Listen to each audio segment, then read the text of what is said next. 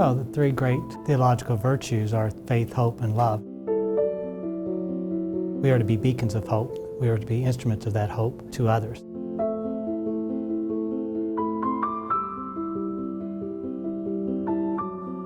Throughout the course of over 2,000 years of history, there have been great challenges, great upheavals. There's been great wars, great plagues, great earthquakes, all kinds of disasters, and through it all, the constant is God's presence, God's grace, God's love, and the community witnessing to that grace, to that love, in hope for others.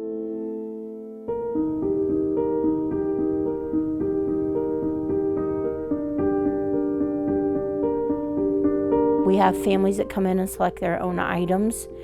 This year with COVID, it's going to be a little different, so we'll have the volunteers actually picking out items for people.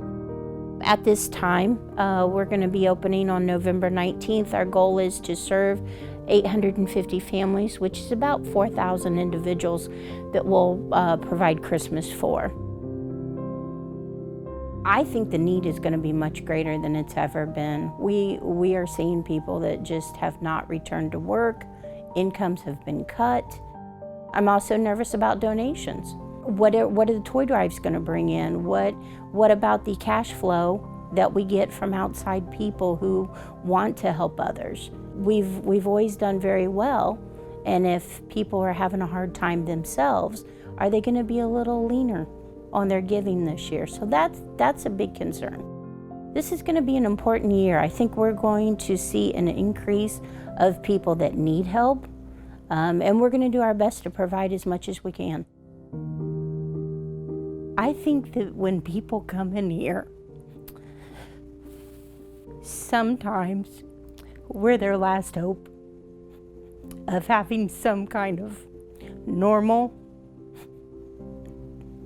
day of celebration for family. When you see someone come up here and be able to choose something, a favorite toy that a child's wanted, you've kind of made their day. As long as you have hope, you can make it to the next day. And a lot of people we deal with are just trying to make it to the next 5 minutes. It's the true meaning of Christmas. Helping and giving, and making somebody else happy. Holy Family Shelter opened in 1984 as the first homeless shelter specifically for homeless families in Indianapolis. You'll notice the empty hallways here. This is our residential floor. We've had to separate the families into extended stay hotels and other alternative housing because of the pandemic. You can imagine these hallways flowing with homeless families with their children. In late March, it was determined that we couldn't safely congregate families in here. Our numbers can run from 50 individuals to 75 individuals, depending on the size of the families that are with us. We're serving more homeless families right now than we would if we congregated them inside here. It's just that we're not serving them inside here. It's exponentially more difficult, especially with the eviction crisis rolling in. We're trying to mitigate people who are currently being evicted and help them through that process while we have our families who are currently in hotels and alternative housing. You know, we're taking it as it comes because it's just so important that we're still able to provide these families with services. The reality is this is really the ultimate goal, I think, of what we want this building to look like. And that's because that would mean that we solve the issue of family homelessness. Sadly, we know that demand is escalating as we speak. And in order to do more, we need more. One of the things I've certainly learned is homeless families don't need explanation, they need consolation.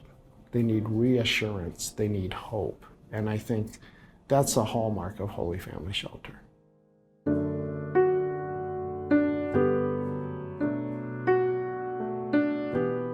Sentirse bienvenidos y parte de la parroquia es cuando dan de corazón y están ahí presentes en tanto físicamente como moralmente y espiritualmente. Nuestra gente le gusta participar, le gusta ayudar a toda la gente necesitada. Dando es como recibimos. Para mí ha sido muy gratificante el estar aquí, el pasar el tiempo aquí y el dar un poquito de lo que se puede, ¿verdad? I just think this time is like a time like no other that I think we've experienced as a church and in our communities and our world. And I think for my own life, it's made me step back and say, what are my priorities in my life? You know, it's my family, it's my community, it's the church community that upholds my family and my community. And I would appeal that in the same way for those of you who are watching, is that now's the time to really kind of reignite our love for our church and for our community, and to really invest ourselves in that, with our time, with our talent, with our treasure. And that's what's beautiful about the UCA, in that it's our call to continue to build this future of hope for our church and for our world.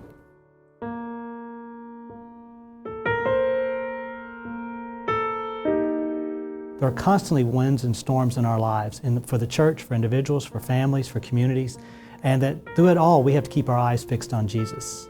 And if we keep our eyes fixed on Jesus, then He will not only help us to be safe and secure, but He will more importantly help us to help others in His name. And that's what gives me hope